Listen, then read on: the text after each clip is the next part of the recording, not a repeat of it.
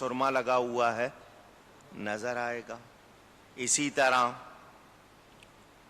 مہندی لگی ہوئی ہاتھ میں نظر آئے گی. مگر ایسا زیور چڑھانا، آج کل طرح طرح کے اتنے زیور نکل آئے ہیں کہ سمجھ نہیں آتی کتنا پہننا ہے، یا کچھ کپڑے بھی پہننے یا صرف زیور ہی پہننا ہے. اتنی چیزیں ایجاد کر لی ہیں.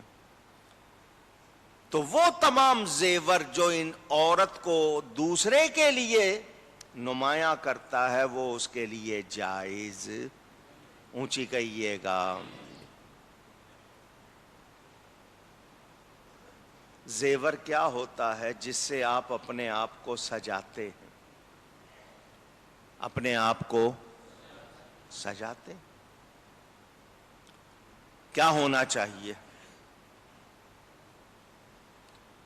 آپ کی خوش نمائی میں، آپ کے اچھا لگنے میں وہ اضافہ کرے. تو وہ اچھی چیز ہوگی تو اضافہ ہوگا، اور اگر وہ بد نگاہی کا سبب بن رہی ہے تو وہ زیور زینت نہیں ہے، وہ آپ کے لیے نری مصیبت ہے. اب تو ڈینگی کے ڈر سے آستین پوری ہو گئی کہ مچھر نہ کاٹ لے. اللہ کے ڈر سے نہیں ہوئی تھی. ڈینگی کا ہو گیا کہ جی نہیں پوری آستین کے پہنے تو پورے پہننے شروع کر دیے، ڈھانکنا شروع کر دیا اپنے آپ کو کہیں ڈینگی نہ ہو جائے. اللہ تعالی سے کتنا ڈرنا چاہیے ہمیں، اس کا کوئی احساس نہیں ہے.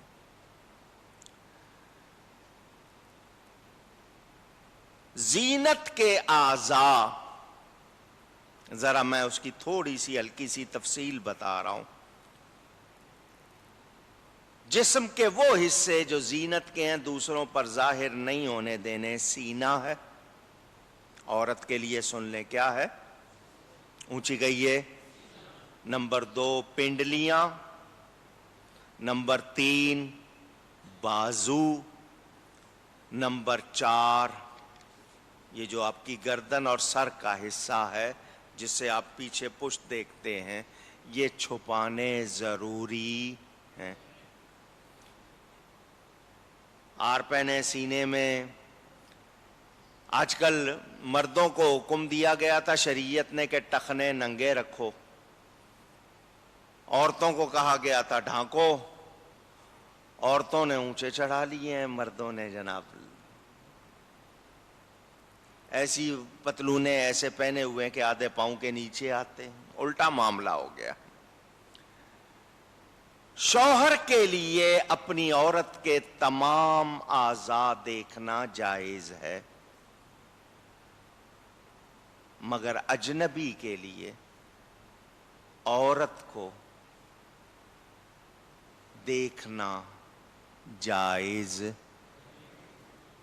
خود ہی کہہ دیا آپ نے.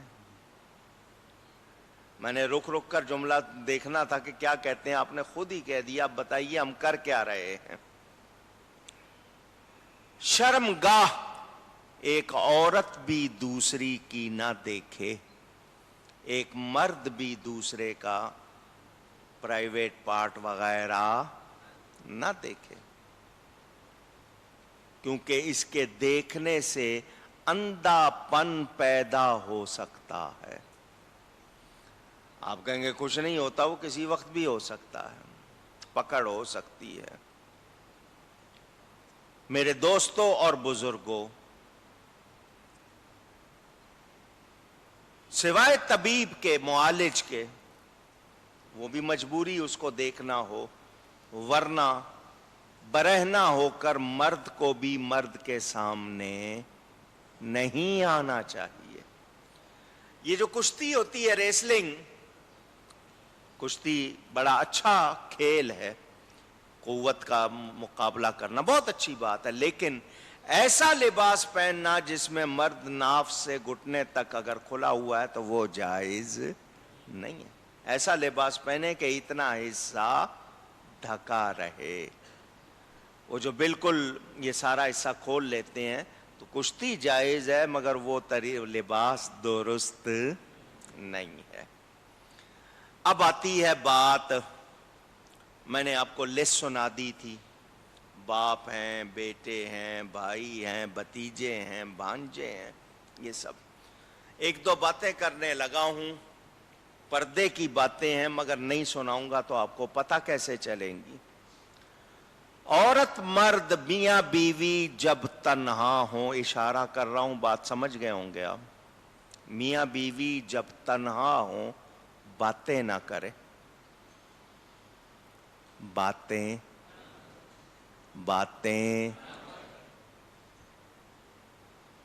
اگر اکٹھے ہیں اور بول رہے ہیں، حدیث شریف کے مطابق بچہ گونگا بہرا ہو سکتا ہے، عیب آ سکتا ہے جسم میں، بے حیا ہو سکتا ہے۔ یہ تعلیم دی گئی ہے، بتایا گیا، اور بلا وجہ اس وقت جو لوگ اہتمام کرتے ہیں، چونکہ مسئلے لوگ پوچھتے ہیں تو ہمیں لوگوں کے پوچھنے سے پتہ چل جاتا ہے کہ کیا کیا ہوتا ہے۔ موسیقی لگانا درست نہیں ہے، احتیاط کرنی چاہیے۔ اسی طرح کوئی عورت اپنے مرد کا حال اور مرد اپنی عورت کے جسم کا حال دوسروں کے سامنے بیان نہ کرے، اس کی بھی تاکید کی گئی ہے۔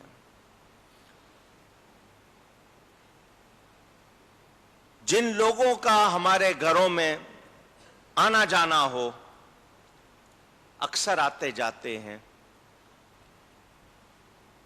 اب ان میں دیکھنا ہے کہ رشتہ داری کس سے کیا ہے، مگر اب کیا رشتہ داری اور کیا کچھ، کوئی کام کرنے آ رہا ہے، وہ دودھ والا آیا ہے، سبزی والا آیا ہے، کپڑے والا آیا ہے، فلانا آیا ہے، کسی گھر میں بھی کوئی لحاظ نہیں رہ گیا۔ اور اکثر گھروں کا حال یہ ہے کہ گھر والوں کو نہیں پتا چیز کہاں رکھی ہے، نوکروں کو پتا ہے، کیونکہ ان کے حوالے کیا ہوا ہے، وہ نہ ہو تو چیز ڈھونڈنی مشکل ہو جاتی ہے، یہ حال کیا ہوا ہے۔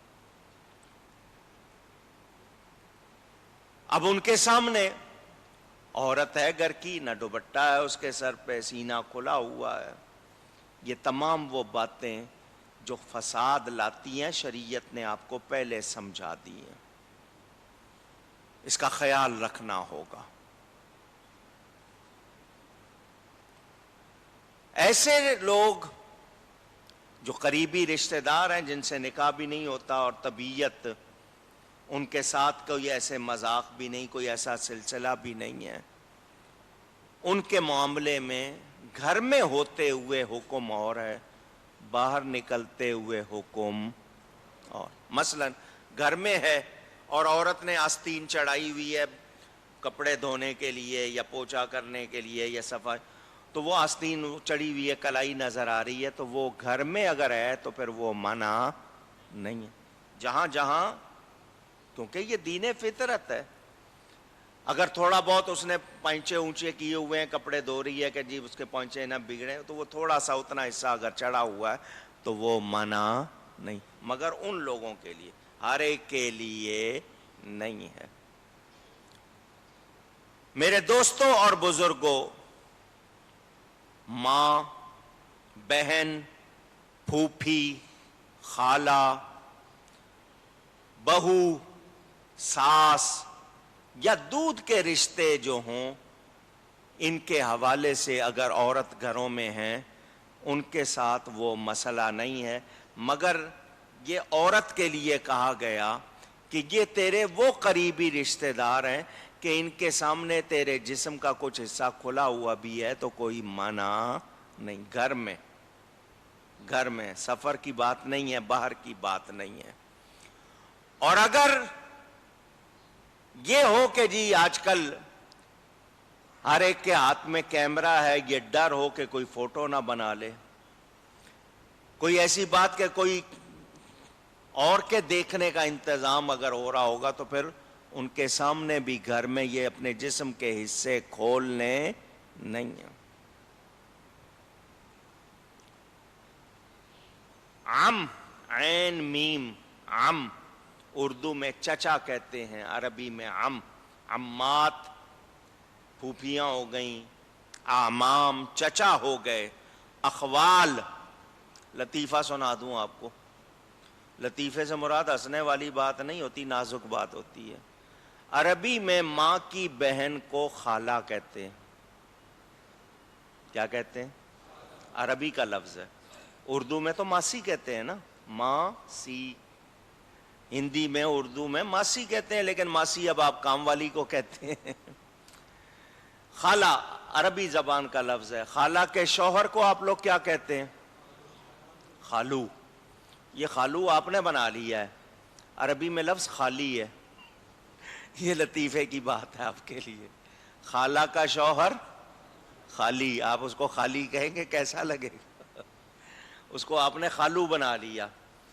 جناب علی، تو اگر خالی کو خالو بنا سکتے ہیں تو علی کو آلو بنا لیں۔ یہ میں نے صرف اس لیے۔ اخوال ماموں ہو گئے، خالاؤں کے شوہر ہو گئے، ماں کے سگے بھائی ہو گئے جن کو ہم کہتے ہیں۔ ان کے سامنے یہ گھر میں اگر رہتے ہیں تو یہ نہیں ہے کہ ان کے سامنے کھلے ہو جانا ہے، مگر ان سے پردہ نہیں ہے۔ ہاں، ان مردوں کو بھی چاہیے کہ اپنے بچوں کے، اپنے بیٹوں کے حالات اپنی بھانجیوں بھتیجیوں کے سامنے نہ کریں، کیونکہ فتنہ کسی بات سے بھی ہو سکتا ہے کہ وہ ایسا ہے، وہ ایسا ہے، تو وہ اس کو شوق ہو جائے گا دیکھنے کا، تو وہ بات بھی نہیں کرے۔